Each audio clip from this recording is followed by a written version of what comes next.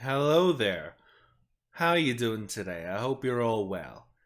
Today we're going to be reading some stories from r/ entitled parents. I hope you all enjoy, and if you do, please like and subscribe and comment so I stay in YouTube's good graces and so the algorithm does not abandon me. Now, let's get started, shall we?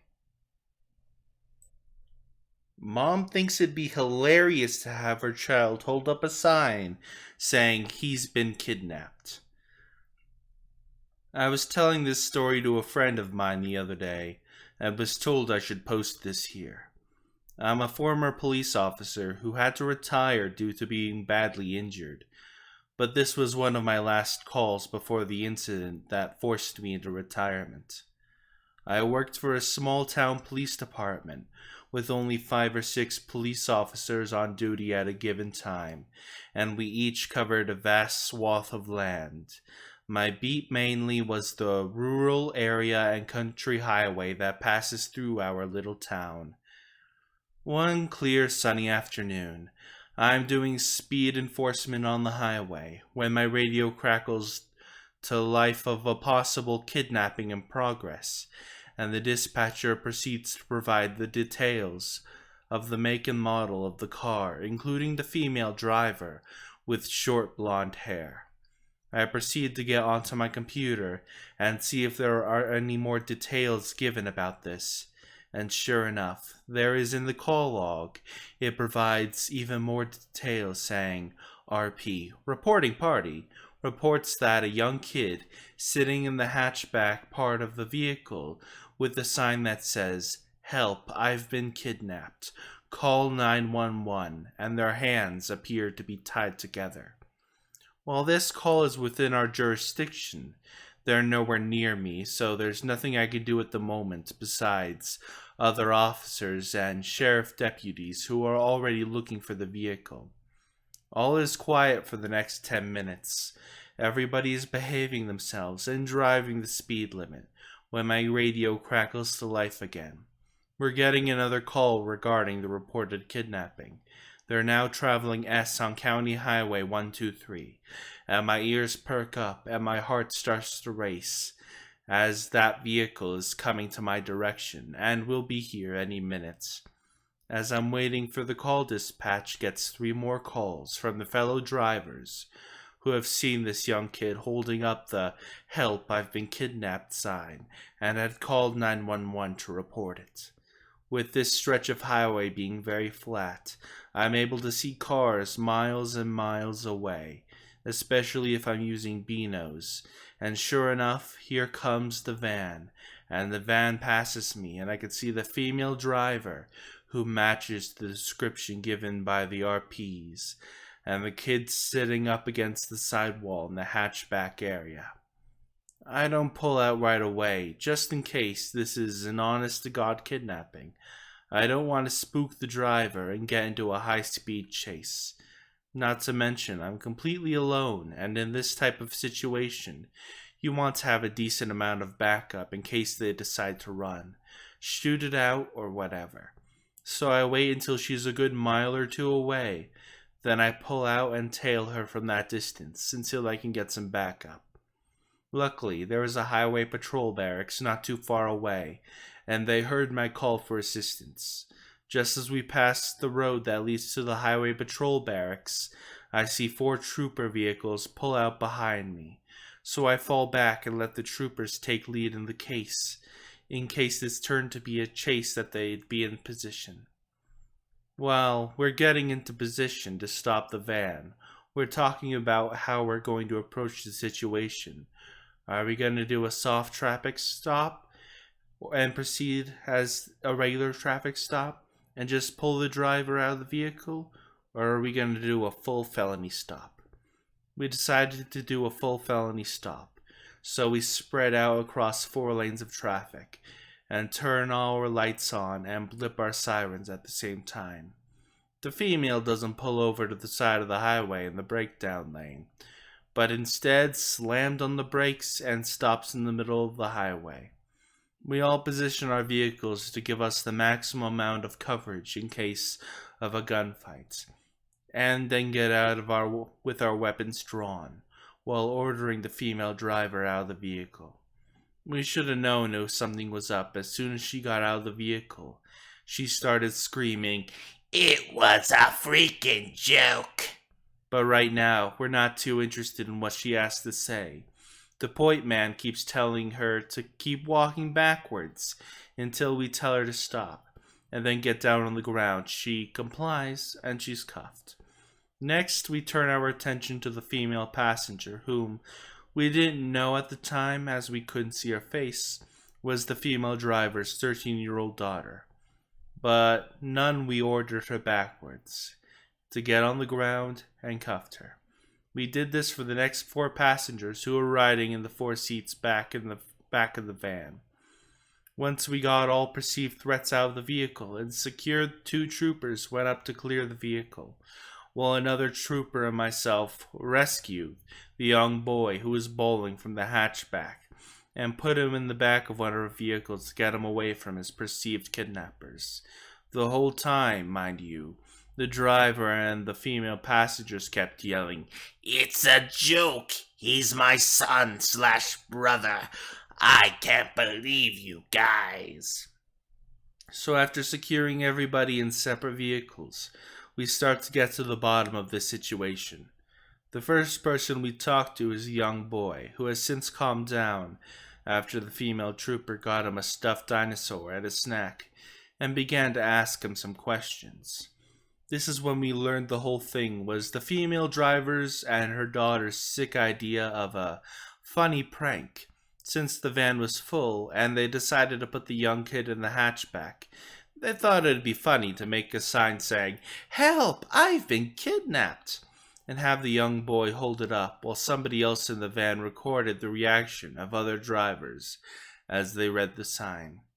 Apparently they've been doing it all day and just didn't get caught until I reached the area.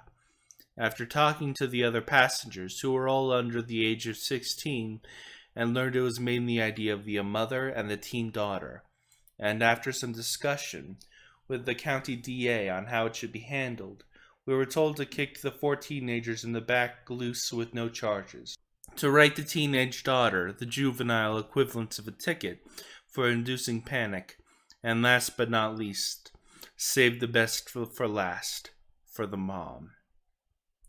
I opened the back door of my vehicle so I could talk to the mom.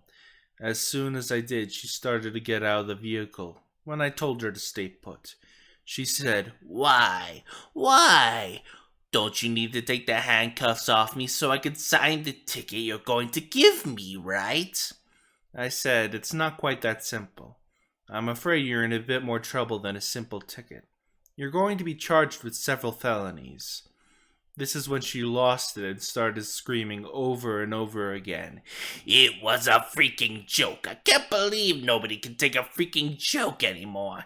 It was a joke. Now uncuff me or I'm going to have my husband sue you for unlawful detention." I proceeded to read her Miranda warning while she sobs with no tears, I might add, while muttering it was a freaking joke. After I finished with her Miranda warning, I asked her if she was willing to talk to me. She told me to frick off. I did just that and shut the door to let her wait for the transport vehicle. By the time this husband and father showed up at the scene to collect the kids and the vehicle and was filled in on the situation, all he could do was shake his head and say, "This isn't the first time she's done some stupid crap like this. It's the first time she's been caught, and I have warned her in the past not to do it, because I knew it would end up in a situation like this." After about 10 minutes, the transport van showed up and took her away. I went back to a quiet afternoon of catching speeders. The female driver was charged with the following: 7 counts of inducing panic, all misdemeanor, 7 counts of felony child endangerment, 1 for each kid she had in the vehicle. Reason it was a felony is that her actions put the children's lives in danger by forcing us to do a felony stop over a prank/joke. 1 count of having an unrestrained child. She decided to put her 6-year-old son in the hatchback of the van, because they didn't have any room up front. Well, none of these kids should have been back there. I'd rather one of the older kids instead of the 6-year-old. The reason why? Because the other boys were too tall and wouldn't have been comfortable back there. Entitled Mother has absolutely no idea how money works. This is being written by a bystander. This does not currently affect me, but I've got a funny feeling it may someday. First, let me set the stage. We have EM, entitled Mother, EMS, entitled Mother Sister, NES, not entitled Son, and NEB, not entitled Brother. EM's husband passed away just over a decade ago. EM has spent her entire life like this, and somehow her two offspring have incredible work ethic and have both become incredibly successful in life. Now, onto the story, which has several parts. What I am looking for is advice when the problem inevitably grows and starts affecting even more people than it already has. The root issue is that EM has absolutely zero concept of how money works, and thinks that no matter what she does, money will just reappear in her bank account. She also has this absolute obsession with manipulating people and giving away gifts all the time to people, even people she doesn't know. EM has basically never worked. She was an RN at one point in time, but quickly gave that up to become a stay-at-home mom for her and her husband's 3 kids. The husband was very tough on his kids, so to some extent she ended up playing good cop and letting a lot of things slide. Early in their marriage, EM wound up with credit cards, and her husband discussed budgeting and safe spending habits. They were starting a family, and despite EM's husband having a good job, they needed to make sure they could provide for the new family. A month later, EM's husband finds out she had already maxed out the credit card. He confronted her, to which she acted upset. Past that point, he confiscated her credit card and started giving her an allowance so he could better reel her in. Up until he passed away a decade ago, EM's husband ran a much stricter household in terms of finances. He did the bills, handled the allowances for her, and basically ran the household. Here's the issue, though. Now that EM's kids are grown, you would have thought they would have learned her games and tried to fend her off, right? Wrong. Very, very wrong. NES and NEB grew up in the Northeast, and EM and her husband ended up buying a vacation home down south so they could get away from the cold. This became their permanent residence close to when EM's husband's health started declining. Eventually, this house ended up becoming her inheritance, along with, I believe, most of his money. On his deathbed, he made most of his sons, NES and NEB, promise that they would take care of EM and just let her live in this blissful ignorance until she joins him in heaven one day. They took this literally. Somehow, EM managed to shred through his entire retirement in 10 years. Now, of course, I do not know exactly how much he had saved for retirement, but based on conversations and her spending habits, it had to be close to 7 digits. All of a sudden, NES decided to check in and found out she was down to her last 40,000. He was absolutely stunned and had no idea what to do, so he sought out legal advice. This is a basic summary of the advisor's plans. 1. Have her sell the house.